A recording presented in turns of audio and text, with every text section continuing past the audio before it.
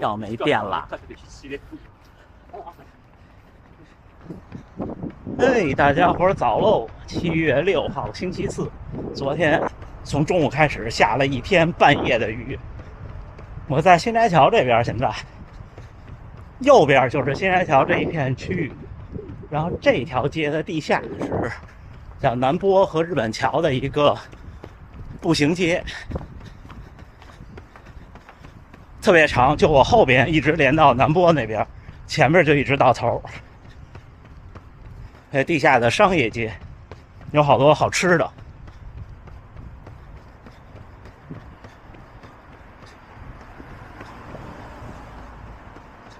昨天训练完，今天其实挺轻松的，没有那一次连续6公里那个训练那么累。所以这种强度课就是要长短结合，你总跑几百米的冲刺，跑20组、30组，可能也和一次跑6公里或者8公里的这种不一样。总之就是不能太单一。今天咱们回评论啊，准备了。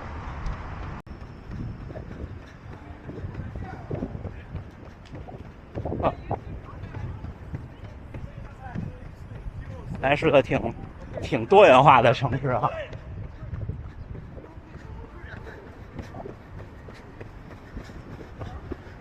这儿还有一家伊兰拉面开的清真的，就是不用猪肉，他写的是，我不太懂啊。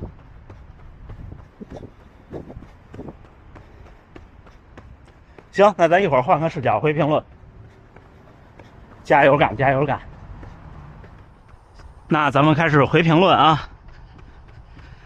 首先说，我跑这么多会对膝盖做额外的保护吗？比方说抹东西或者是冷敷，几乎不会，或者可以说就是不会。很有限的，夏天特别热的时候，跑完步回来拿凉水、冰水泡泡脚、冲冲腿，那其实也不是为了保护，就是觉得舒服。就是您相信我，如果您还觉得我的内容还能对您有一些小启发的话，那我相信咱们可能是差不多水平。就跑到我现在的训练强度，也不太需要做太多额外的这些东西，不光是外用的，内用的也是，都不太需要，别想太多。然后1个月的有氧有效吗？问的是我从5月1号到5月底有效。其实不是真的能看出什么明显的变化，就是我发现跑完马拉松以后，我理解一个道理，在这世界上你做任何事儿都不是马上能看到变化的。当然小事儿就不算了啊，你说我现在饿了，我吃一顿饭肯定马上能饱，那这个不一样。就是如果你想获得更多的东西，你要等待更长的时间。那很多时候我们做事儿的判断就是，我做这件事儿我觉得对还是不对。如果您觉得做这件事儿对，那就坚持做，那就靠时间去等待。在这过程中呢，多纠正自己，这样的话也不往这个只争朝夕的观点。有什么效果呢？就是让我学会了压速度是怎么回事儿。现在就是我如果想跑5分以外的配速慢慢跑，我是可以耐心跑下来的。这是这1个月目前最大的收获，身体上长远的还没有完全看到。跑6休1，总是小伤不断，这儿疼那儿疼，那很正常。如果您的跑龄在4、5年以下，跑6休1其实是一个不低的强度，咱甭管你每天跑多少。在这个情况下，个数疼都是很正常、很正常的。只要您判断不是突发性的那种急性伤，就没事儿。疼说明它有反应，它有反应的原因是强度和它的能力不匹配，那它就会去适应这个强度，适应成功了，说明您的训练就成功了。您相信我，都会成功的，因为失败只有一种可能，就是您放弃了。另外一位老哥也说是感觉左右不一样，一边髂胫束总不舒服。这也一样，人其实很难有两边对称的，尤其是您说您比我还年长，我们活了这么大年纪，每天岁月冲刷，对吧？这几十年下来，总会有一些问题和不一样，这个不用太往心里去。如果您真的是就是不一样到那个需要治疗的程度，您相信我，您肯定不会问我了，周围的人都会跟您说了，没事儿的。不是每个人两边都一样的，我也不一样，我左右脚落地方式和力量还有鞋的磨损也都不一样。别想太多，别想太多。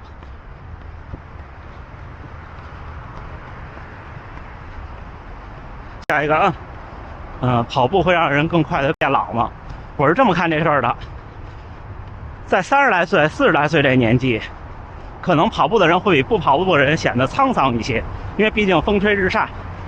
但是，你变老的那条斜线的斜率会越来越小，越来越小。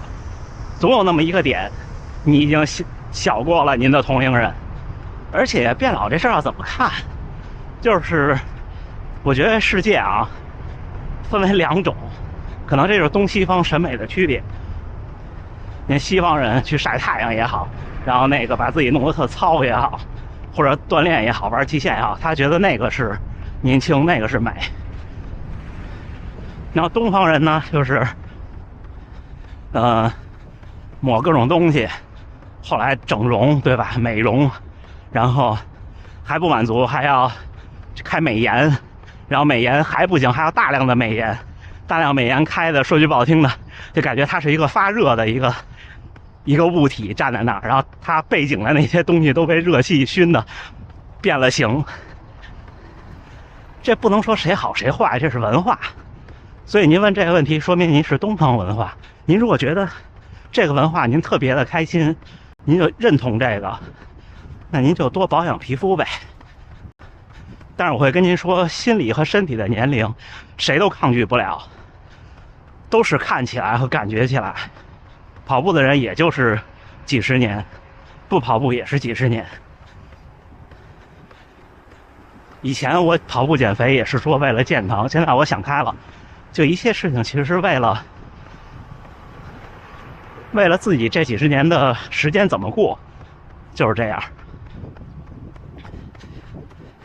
但是还是建议多运动，多运动肯定是更好的。出汗太多，怎么保护皮肤？这个我不懂啊，抱歉了。强度课提不起心率来，这个我之前也有这个困扰。其实说白了，我觉得我从中受益是说把平常的轻松跑变得更轻松，这样到强度课的时候会有体力。一般我们不把强度课放在第一个训练日，而您放在第2个、第3个时候已经累了。有时候是心肺调动不起来，或者兴奋点调动不起来，肌肉已经抗议了。这是我的建议。其他的就是多练就好了。总有那么一个阶段，就是您提不起速来，因为能力不到。不光是力量，还有反应速度、灵敏度，这些不到就是你想有心无力，不是想冲到多高心率就可以的，这得慢慢来。但是夏天别太猛。另外一个问题也就是夏天要不要跑强度，要不要跑长距离？我觉得要。人们说冬练3-9，夏练3伏。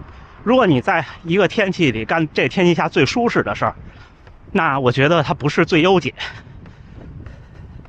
夏天跑强度其实更对肌肉更安全。夏天跑长距离呢，我觉得是要比冬天少一些，但是不能完全不跑。您只要做好水分补充就没问题，或者甚至说您只要健康，我觉得我健康，我这个年纪，你要让我现在这天气跑一个30公里不补就这一次，我也没事儿，肯定是安全的，无非就是累点呗。别想太多。然后跑步机，能不能代替路跑？训练效果有什么区别？如果您志在马拉松，就是路跑比赛，跑步机显然是不够的。具体什么原因，我没法从科学上去分析，只是说跑步机训练跟公路训练是很不一样的。我刚开始跑步的2-3个月都是在健身房，第一次路跑的时候感觉是完全不一样的感觉。我觉得拍脑袋说啊，跑步机超过一半的训练量可能就有点过，这个看您自己的条件，什么事儿都没有绝对的。最后一个啊，课表怎么定，我就拍脑袋定，今天想跑哪个就跑哪个。我从来没有一个连续超过2天的安排，从来没有，没有骗大家，真的。如何判断自己进步了？最后一个问题，还是一开始说的，马拉松这个事儿很难短时间判断自己进步了。您能判断自己进步的唯一标准就是您能告诉自己，我每一天都努力了。这样您肯定会进步的，就像前面在星巴克排队这位女士一样，很执着。我也不知道这儿星巴克几点开门，可能是7点。行吧，评论都回完了，进大阪城绕一圈，看看有没有朋友再打个招呼。咱们训练之后再见，加油干，加油干！哎，7月6号星期四清晨6点51，训练结束啊。今天第4个训练日，回了回评论，跑了16公里，1小时20，平均配速4分58，功率196，心率144，步频195。今天就轻松跑，然后过程中还碰到了跑团的小伙伴们。周四早晨是他们几个人穿夹脚拖，这种跑步那种夹脚拖，特薄的那种底儿的，在放松跑，跟他们聊了几句。我在很努力的记住每个人的名字。这个对不是母语的这种挺难的，尤其是日文对我来说，仅仅就是刚刚勉强算是入门而已。我在很努力，行吧。今天跟大家聊这个中心思想就是，我觉得跑步或者任何这种类型的训练，或者说您是练肌肉的也好，练力量的也好，都是所有的对自己的进步的评判都来自于每天的努力训练。只有这样，就是您相信我啊，您每天努力训练给您带来的愉悦和带来的动力或者是自信，是真正说您的成绩的进步。这两者相比，我觉得前者是会给您带来更多的，后者只是前者的体现。就像我老说，跑姿是结果，训练的结果，而不是训练的过程或者训练的目的。行吧，今天跟大家聊这么多。然后下周3呢，正好是我的休息日，所以我要调一下。具体怎么调呢？大家就关注我的频道吧，然后看看我怎么错一下这个时间就行了，行吗？那还是祝大家能努力生活，健康平安，努力下训，秋天肯定会有好成绩的。那咱们加油干，回头见。